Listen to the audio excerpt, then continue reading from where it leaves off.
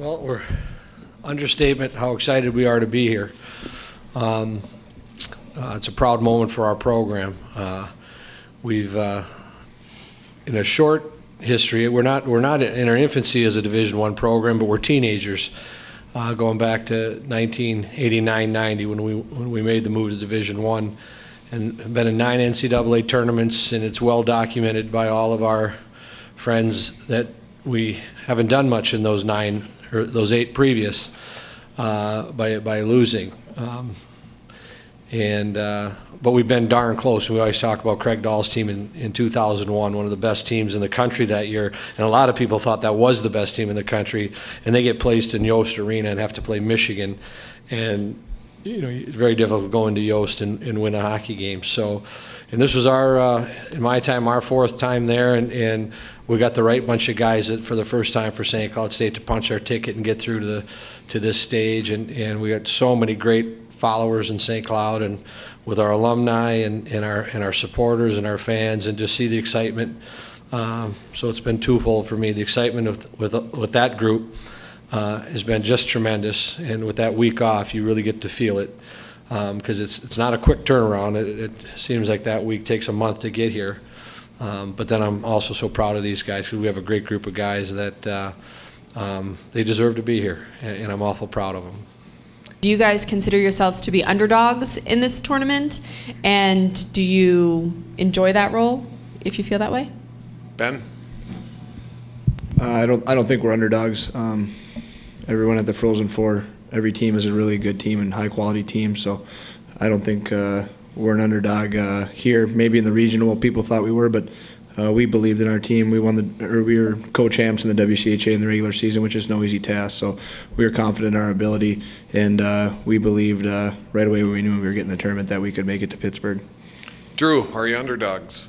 Well, I mean, I think everyone here is in kind of uncharted waters. I mean, someone of these 4 teams are going to be their first time winning national championships. So, I mean, no one has any previous experience really here, and you know, like Ben said, we're here. We feel like we have a good team. We deserve to be here, and we're excited to get a shot at winning the thing. That's for sure. Starts on Thursday, though. Sorry. Nick? Yeah, I don't really think our team thinks we're the underdogs, but I think we've kind of been put in the underdog situation by everybody else. The guys have really embraced it, though. I know we were considered underdogs going in the regionals, and you know, we got. Not saying the locker rooms were bad, we got stuck in a little split locker room, and you know, after we won our first game, we were asked if we wanted to go to the bigger locker room. All the guys were like, no way, we're staying here. This is where we started, this is how we're going to finish it, and the guys have really embraced it, and it really shows the character of our team right now. So. College Hockey News and USCHO, and then our local newspaper and Twitter is how we follow it. And so when the 16 teams were, you know, said these are the 16 teams in our tournament, everybody said, well, it's a wide open tournament this year and anybody can win. And then when we came through the regions, all the talk was, well, the big names aren't there. So it switches so quickly that it's anybody's tournament. Then a week later, oh, shocking that these teams got through. And so I don't know if it's underdog or not. And I did learn a new lesson this week, because I kept thinking that I have, as a coach, because you do get interviewed a lot, that you've come up with something new. Well, the people that know me, I can't come up with anything new. I'm not that quick. So I just say the same thing over and over again. But the right teams are here. It's not the name teams aren't here. The right teams are here. 3 of the teams won their conference championship, which is the best indication of what kind of season you put through. And Yale kicked the crap out of the WCHA, going 4-0 this year. They went into CC in Denver, knocked them off. Then they knock off North Dakota and Minnesota. So underdog, you know, favorite. I think the right teams are here, and this thing is just like it was 2 weeks ago, a wide open tournament. I believe that to stick with the theme from that week, it's still anybody's tournament. Talk about a potential little matchup going against Eric Hartsoe, and for Coach, this is a team that won 21 straight games at one time this year. Just talk about that challenge. Well, I think they've been ranked towards the top of the country all year for a reason, and he's a big reason why. They obviously have a good team there, and they play well defensively. Goaltending's been good, and they have a pretty solid group of forwards. I know we've played them a couple times in the past couple of years, and they do have a really solid group there. So I don't look at it as much of a matchup, so to say. I just think it's two good hockey teams, you know, on a big stage playing a good hockey game, and hopefully that's what the fans get to see. They're as good on film. They deserve to be the #1 team in the country, or number 1, 2, as they've been all year. Really impressed with their depth of their team. They've got us beat in older. They got 17 upperclassmen, and so maybe there's one of their key reasons on a 21-game streak that they just didn't buckle and withstood the tough challenges that our sport presents to them. Eric Hartzell has to be given tons of credit. I mean, his numbers are just gaudy. And big, strong, athletic-looking kid, and I think their coach last week said he's the best player in the country, and they just have tremendous confidence as a hockey team, and number 1 or 2 in the country in defense, led by a goaltender like that. So, you know, they're a program or a team this year that has had confidence. It sounds like all year long that they came back with all those veterans and expected to be there and wanted to be there. And you know, we started the year wanting to be here, but we had to battle through the entire season and find out how good we could be and deal with a couple of injuries when Ben went down and Bennick went down, and we just were work in progress all year long. So they got that experience, and so well deserving of that #1 rating they've had all year. Neil. Neil Kepke, MSUSpartans.com. This is for both Drew and Bob.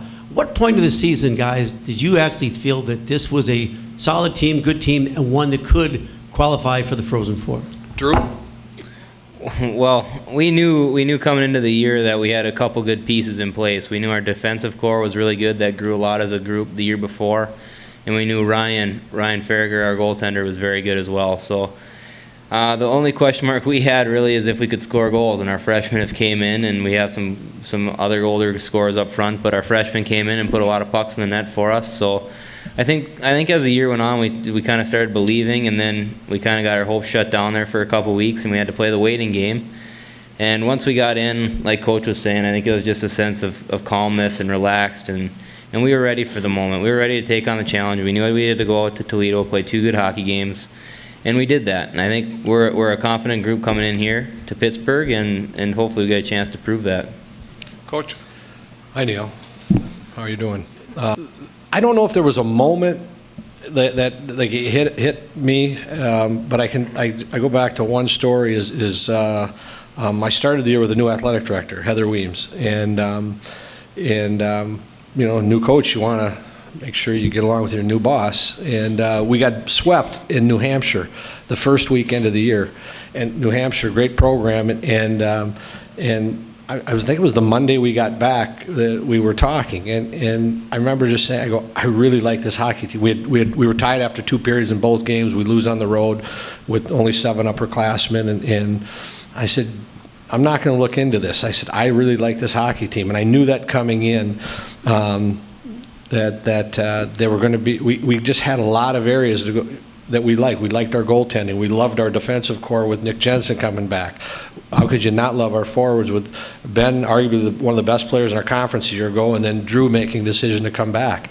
We had these freshmen, but after a couple of weeks of practice, we thought these freshmen were pretty darn good, and it's exactly what we talked about. And and then more and more, it was like, you know, you just fell more and more in like with your team every day, and then we stayed very consistent. We took points every week in the rest of the year except for one little hiccup right after Christmas, and we just seemed like a team that just kept getting better and better through the entire season, outside of one little hiccup after Christmas, and where we just kept hanging in there. And we got better every time we kind of had an area we had to improve on, whether defense or back checking or whatever the issue. These guys were just so easy to coach. It is one of the best group of guys that I've coached. I said it last week in the regions.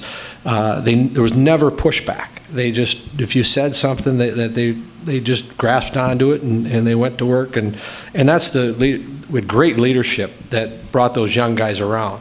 And that's probably what I like most. Is it was an easy job to coach because we had such high quality kids in our program this year. If you'd like to know more about that conversation after that UNH series, Heather is in the back. She'll be happy to talk to you after. 2 weeks ago, you've had two pretty big reasons why you want to hope to play on this ice at some point.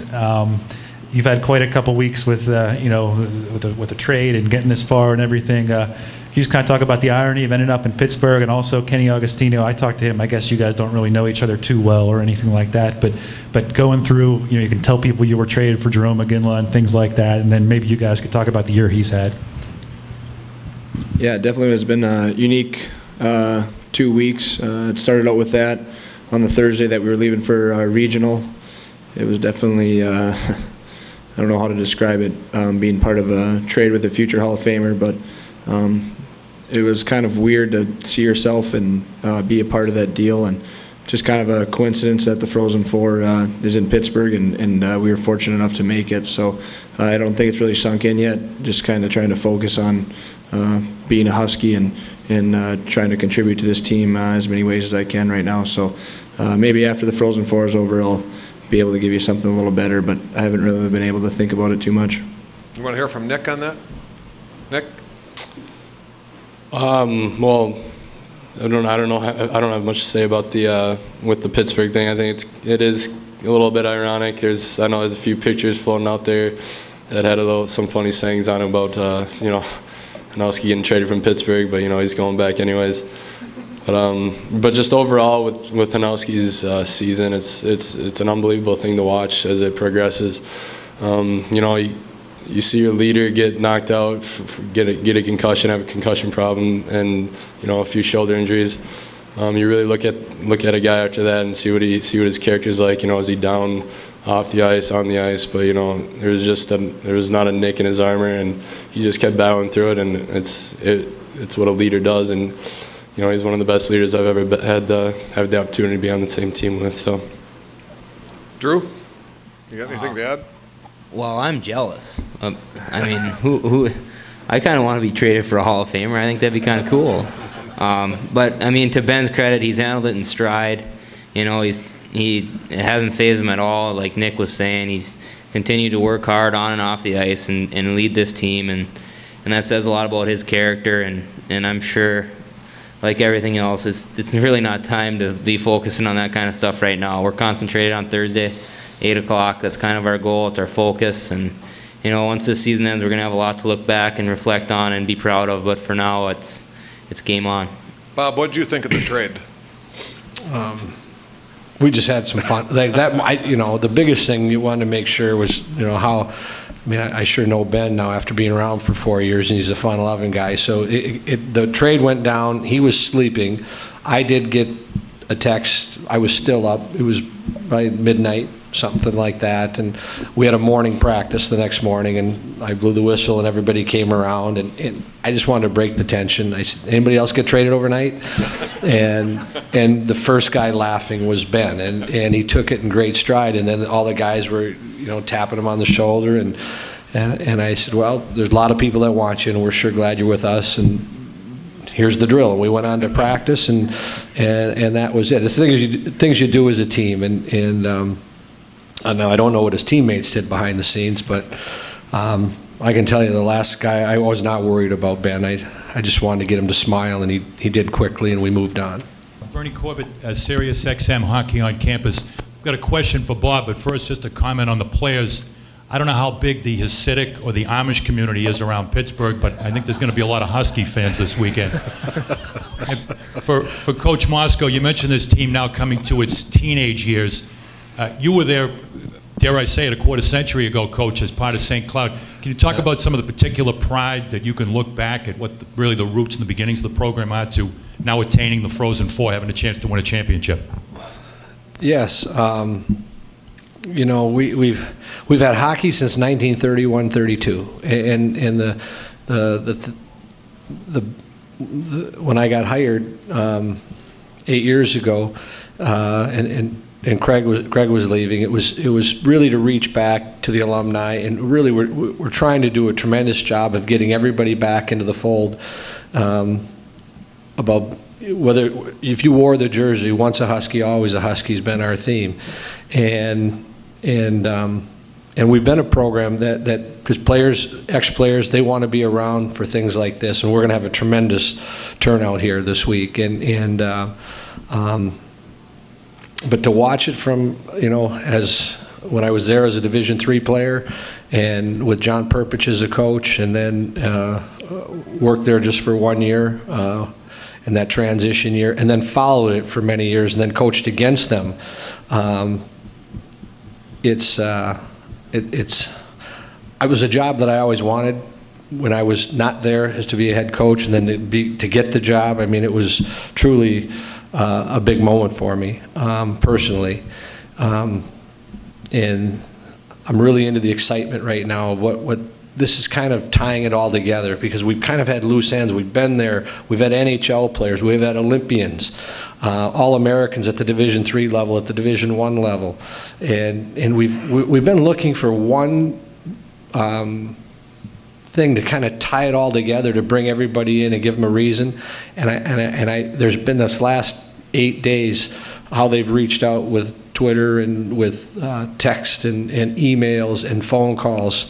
There's something brewing back in St. Cloud in our program right now, but it's been for a long time. This is just a moment that is kind of validating our program. Adam. Kind of all over the map on that, but that's, yep. Adam Woden, College Hockey News. Coach, you go from Final Five environment, good fans, not a great environment fan-wise in the regional, and then to come to this atmosphere. Do you notice when you go back and forth like that a difference in the way the players react, and if there's any challenges to that for you? Well, we really handled the Toledo one well, for sure. But we were such focus in Toledo, obviously, because I've heard some of the other coaches talk about how bad it was, and when you win, you wouldn't get that out of us because you were so focused, and that happened. It is different, but I don't think to these guys it was more different for the coaches, maybe because you're trying to prep, like, to calm our guys down in the big game. Because I think we made some mistakes in St. Paul, and that's what helped us. We don't usually take, I'll get the hockey real quick, we usually don't take a lot of penalties. I think we're the lowest penalized team in the country. We had that big crowd in St. Paul. We were amped up, and we're playing the afternoon game, and we took 9 minutes. I think we took 14 altogether, but 9 of them were ridiculous, not smart on our part. And I couldn't be mad because we normally don't do that. But we learned from it, and we carried that into the next week. And I'm hoping now with the big crowd that our guys now understand, and I think they do. I know that they do. That tournament means so much to the players. I'm not sure the crowd. We do want to get bigger crowds. Don't get me wrong. We want to change that, and I am against going back on campuses right now. I think we need to try something. Ticket prices, just throw it out. We finally have to tackle something before we get to back on campus sites. And if that doesn't work, yeah, we get back. But I'm telling you, been in a handful of these regions, your guys are, we're pretty dialed in, and we had a great demeanor about us there. And whether there would have been 5,000, 6,000 more people for us, this is the stage we wanted to get to. Thanks. Jim Connolly from U.S. College Hockey Online. For any of the players and coach, if you could just talk about maybe the last 24 hours. I know you said you want to let them have some fun with it, but you stay focused.